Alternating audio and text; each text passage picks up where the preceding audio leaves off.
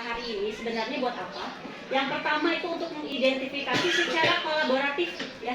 Di sini kita lakukan secara kolaboratif, yaitu mengidentifikasi aset, kekuatan atau sumber daya yang dimiliki oleh sekolah, agar semua warga, nah, termasuk kita para bapak ibu guru, dapat bersama-sama mengetahui dan memanfaatkannya sebagai upaya meningkatkan kualitas pendidikan. Ini menjadi salah satu tugas dan kewajiban kita juga sebagai guru. Jika diibaratkan sekolah kita sebuah ekosistem, nah sekolah kita ini adalah sebuah bentuk interaksi antara faktor biotik dan abiotik. Kepala sekolah, murid, staf TU, komite pengawas masyarakat, dan yang abiotik di sekolah itu ada keuangan, ada sarana prasarana, ada lingkungan alam, ada peraturan, juga termasuk udara yang kita hirup, yang kita rasakan. Nah, ternyata dalam melihat sumber daya yang ada di sekolah kita ini ada dua pendekatan, Bapak Ibu. Yang pertama, pendekatannya itu berbasis kepada kekurangan atau deficit based approach.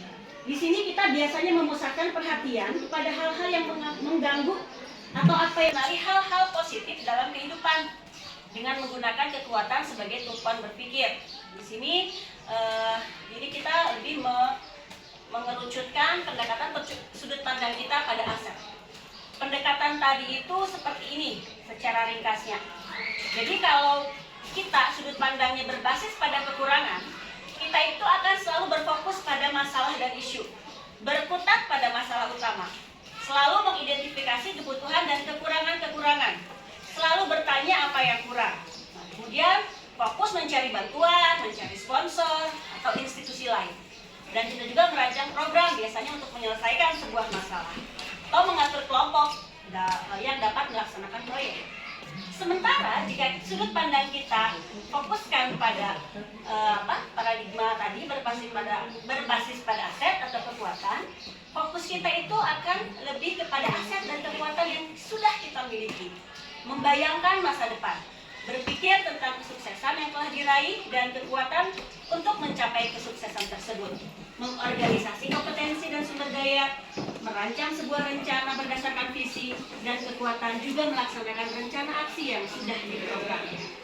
Nah, melihat dari dua perbandingan tersebut, berarti mungkin sebaiknya kita mulai mengubah pola pikir kita atau cara pandang kita dari yang tadinya selalu berpusat kepada kekurangan atau masalah. Yuk sekarang kita mulai berpusat kepada pendekatan ACE-based community development atau kata lainnya adalah ABCD. Tadi yang memusatkan pada aset. Ya. Nah, pendekatan ABCD ini menekankan kepada kemandirian dari suatu komunitas. Kita ya, suatu komunitas ya, warga sekolah SMP Negeri 4 Ngamprah. Yaitu untuk menyelesaikan tantangan yang dihadapi dengan bermodalkan kekuatan dan potensi yang ada dalam diri mereka sendiri. Dengan demikian, hasil yang diharapkan akan lebih berkelanjutan. Siapa sangka Bu, ternyata kita ini adalah aset buat sekolah. Nah, di sini, jika tadi kita menggerakkan komunitas, ada karakteristik komunitas yang sehat, yang resilient istilahnya. Ini akan sangat menunjang untuk semakin meningkatnya kualitas sekolah kita. Yang pertama, komunitas yang sehat itu yang bagaimana? Yang mempraktikkan dialog berkelanjutan, yang dapat menumbuhkan komitmen terhadap tempat kita bekerja, yang dapat membangun koneksi dan kolaborasi, kemudian mengenal dirinya sendiri dan membangun aset yang ada, jadi mengoptimalkan aset yang kita miliki, kemudian membentuk masa depannya, bertindak dengan obsesi ide dan peluang, merangkul perubahan dan bertanggung jawab, menghasilkan kepemimpinan. Kalau kita kategorikan aset-aset yang ada di lingkungan sekolah kita, sebenarnya itu ada 7 modal aset utama. Yang pertama, sekolah kita itu memiliki aset manusia. Yang kedua, memiliki aset sosial, politik, fisik, agama budaya, finansial, dan lingkungan alam. Nah, seperti apa ke-7 modal aset ini? Yang pastinya kalau modal manusia itu ya, kita sebagai manusia, pastinya manusianya yang berkualitas ya, atau apalagi selain kita, selain guru. Mungkin ada siswa, ada kepala sekolah, kemudian ada lagi mungkin di sini sudah ada beberapa CGP, mungkin sudah ada 4 CGP. Kemudian banyak juga sumber daya manusianya di sini yang mempunyai kemampuan-kemampuan di bidang tertentu. Misalnya Pak Beni di bidang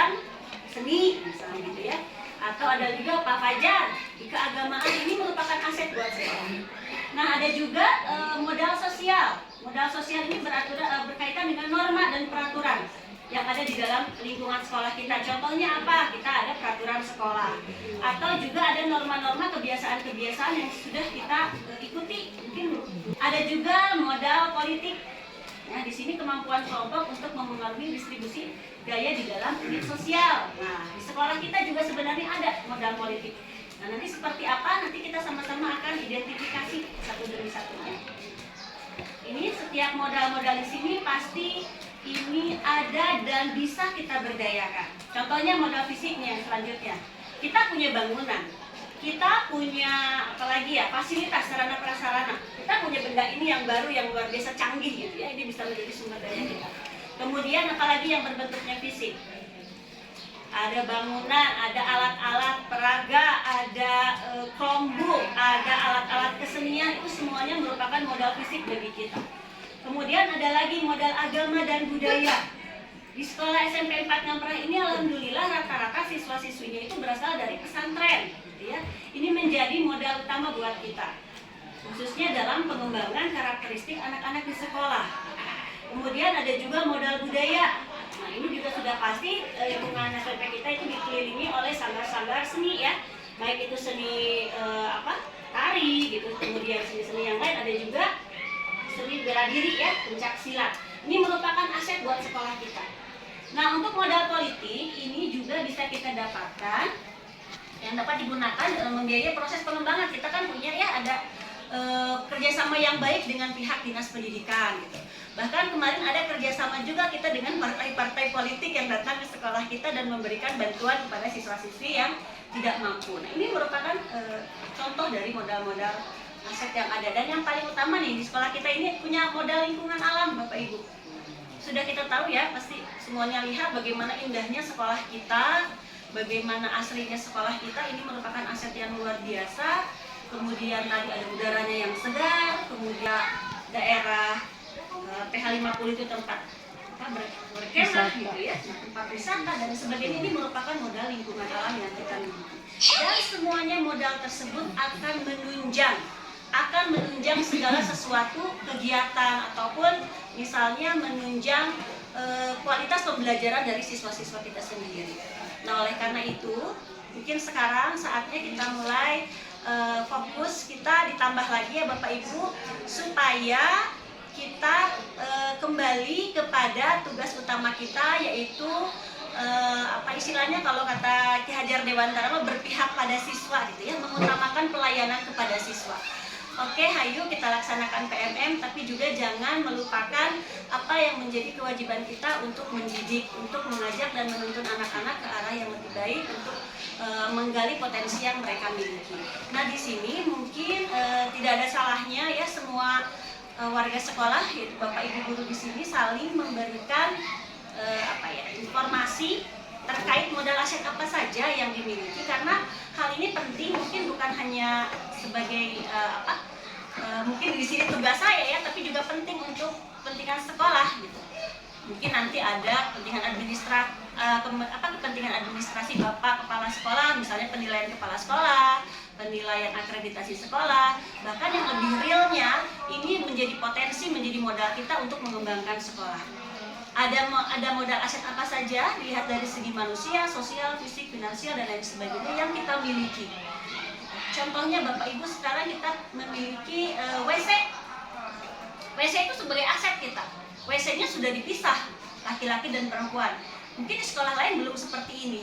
Tapi ya itu tadi, mungkin karena kita terlalu berpusat pendekatan berpikir kita kepada masalah atau kepada kekurangan, akhirnya kita tidak menemukan solusi dari masalah yang dihadapi terkait WC siswa gitu. Bahkan kemarin sampai ada kasus anak-anak yang menggunakan fasilitas di luar lingkungan sekolah gitu, karena dengan alasan di sekolah kita WC-nya tidak bisa dipakai.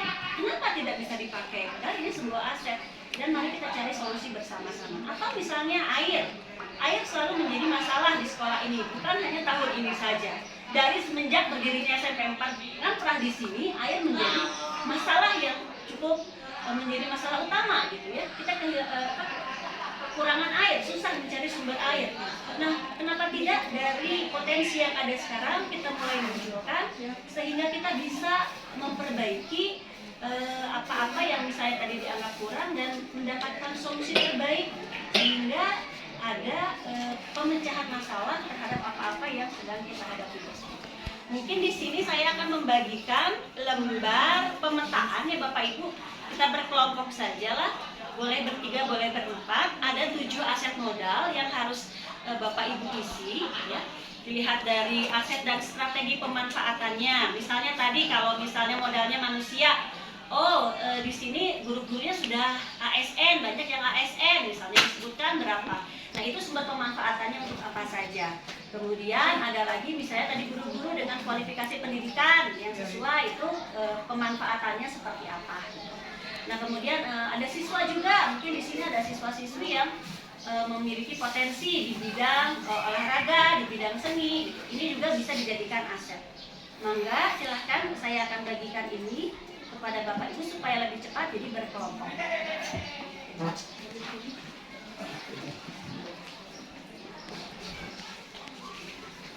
Mau bertiga, mau berempat, mau. Bisa ikut juga. Ya.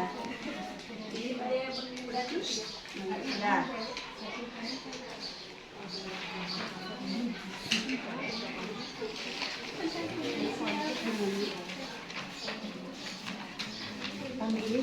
Sosial. Oh iya boleh. Alat dan fisik. Semua modal aset yang ada ini akan menjadi bekal sekolah untuk mengembangkan dan mengelola sumber daya yang ada.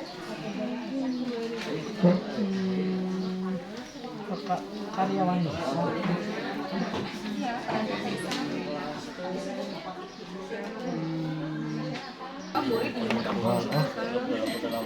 iya lah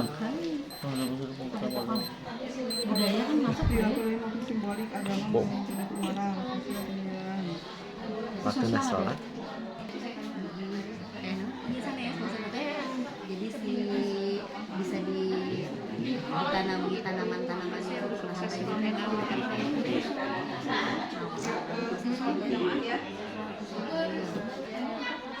pemanfaatannya menjadi sekolah agrowisata. Demikian Bapak Ibu, terima kasih banyak atas kesempatannya, atas upayanya dalam menginventarisir sumber-sumber daya yang ada di sekolah kita. Mudah-mudahan apa yang sudah dicatat di sini bisa menjadi bahan gitu ya bagi pihak sekolah, utamanya mungkin di sini ada Bapak Kepala juga membersamai menjadi istilahnya bahan untuk pengelolaan lebih lanjut supaya apa-apa yang menjadi masalah di sekolah kita bisa dimunculkan solusinya, dan solusinya mungkin tidak berharap yang jauh-jauh dulu tapi memaksimalkan aset yang ada.